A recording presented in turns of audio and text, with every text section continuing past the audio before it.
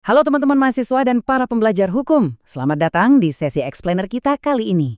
Hari ini kita bakal ngebedah sebuah topik yang benar-benar fundamental dalam mata kuliah pendidikan kewarganegaraan, yaitu soal unsur identitas nasional bahasa negara bahasa Indonesia.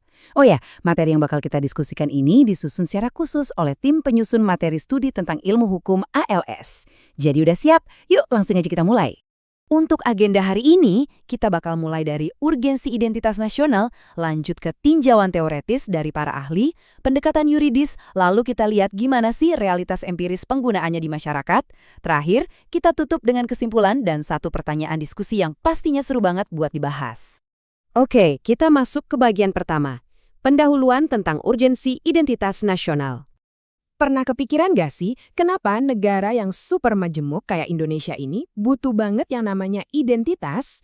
Kalau kita merujuk ke gabungan definisi dari Oxford Dictionary dan KBBI, identitas nasional itu bukan sekedar deretan simbol yang kaku loh. Ini tuh soal karakteristik yang hidup, perasaan kolektif, dan keyakinan unik yang secara mutlak ngebedain kita dari negara-negara berdaulat lainnya. Bayangin aja, tanpa identitas ini, gimana caranya dunia internasional bisa mengenali siapa kita sebenarnya kan? Lanjut ke bagian kedua, tinjauan teoretis dan sosiologis dari perspektif para ahli. Dari kacamata sosiolog seperti Pak Winarno di tahun 2013, bahasa Indonesia itu ternyata nggak dilihat sekedar sebagai alat komunikasi biasa buat ngobrol. Secara politis, beliau memposisikan bahasa kita ini sebagai pilar utama, semacam fondasi pembangun jati diri yang membentuk identitas nasional kita. Jadi, perannya ini benar-benar krusial banget buat eksistensi negara. Lebih kerennya lagi nih, kalau kita tarik ke kerangka pemikirannya Benedict Anderson, kalian pasti pernah dengar kan konsep Imagine Communities atau komunitas yang dibayangkan. Nah, poin pentingnya di sini adalah bahasa yang kita pakai bersama itulah yang jadi semacam lem perekat mutlak. Bahasa inilah yang merajut ratusan kelompok etnis yang beda-beda banget menjadi satu kesatuan bangsa imajiner yang utuh dan solid. Sekarang kita beralih ke bagian ketiga, pendekatan yuridis dan konstitusional dari kacamata sarjana hukum. Kalau kita masuk ke ranah hukum ketatanegaraan, kita bakal nemuin hierarki hukum yang sangat cerdas. Di satu sisi, ada UUD 1945 bab 15 pasal 36 yang ngasih fondasi dan supremasi hukum tertinggi buat bahasa kita. Terus, untuk operasionalnya, ada Undang-Undang Nomor 24 Tahun 2009 yang secara spesifik dan ketat mengatur penggunaan bahasa ini dalam berbagai urusan resmi dan birokrasi pemerintahan. Dan kalau kita flashback ngelihat evolusi yuridisnya, perjalanannya benar-benar panjang dan luar biasa.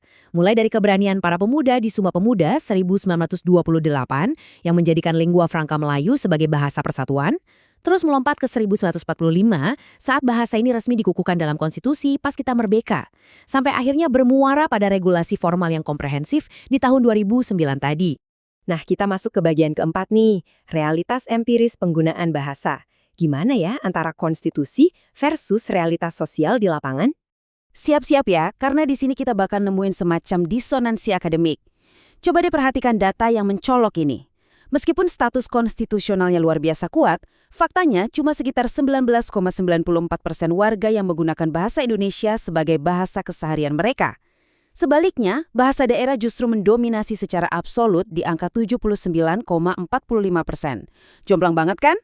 Fakta empiris ini nyiptain sebuah ketegangan yang mendalam, semacam ironi akademik gitu. Bayangin aja, identitas nasional yang secara hukum udah diwajibkan oleh konstitusi, nyatanya dalam kehidupan praktis masih ada di bawah bayang-bayang dominasi bahasa daerah. Singkatnya, secara empiris, bahasa Indonesia ini belum sepenuhnya jadi kebutuhan linguistik universal buat komunikasi sehari-hari warga kita.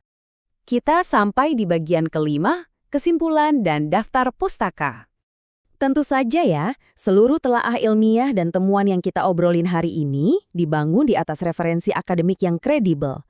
Mulai dari karya Benedict Anderson, Habermas, Kusnardi, dan Saragi, sampai Winarno. Tulisan dari para sosiolog terkemuka dan sarjana hukum, inilah yang jadi fondasi diskusi kita hari ini. Terakhir, bagian keenam, refleksi dan pemikiran penutup buat kalian semua. Sebelum kita benar-benar tutup, saya mau menegaskan lagi nih. Sesi Explainer Digital ini khusus dirancang sebagai media pembelajaran daring. Jadi ini bisa banget kalian jadikan rujukan dan referensi akademis yang kredibel untuk membedah studi ilmu hukum di ruang kelas atau dimanapun kalian berada. Sebagai penutup, saya mau ninggalin satu pertanyaan refleksi hukum yang lumayan berat buat kalian pikirkan. Mengingat dominasi penggunaan bahasa daerah di kehidupan nyata itu sangat tinggi, mencapai 79,45%, menurut kalian, mampukah kerangka konstitusi kita saat ini benar-benar memproteksi bahasa Indonesia sebagai identitas nasional, apalagi di tengah gempuran tren globalisasi yang makin deras? Apakah hukum tertulis aja udah cukup? Silakan bawa diskursus menarik ini ke ruang kelas dan kelompok studi kalian ya. Terima kasih udah belajar bareng hari ini, terus semangat mengkaji, dan sampai jumpa di sesi materi akademik berikutnya.